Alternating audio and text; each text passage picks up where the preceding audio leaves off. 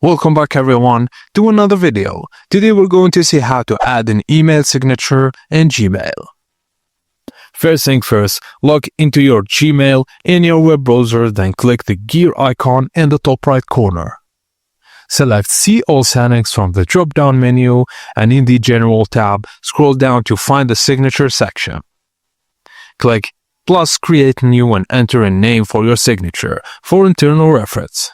Now type or paste your signature details like name, title, contact info, website, etc. and use Gmail's formatting tools to adjust font, color, links, or image.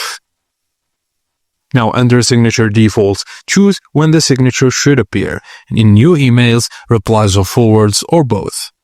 Now scroll to the bottom of the settings page and click Save Changes to finalize your signature, and your Gmail signature will now automatically appear based on your default settings, and you can create multiple signatures for different purposes like work, personal or formal, and select which one to use while composing emails.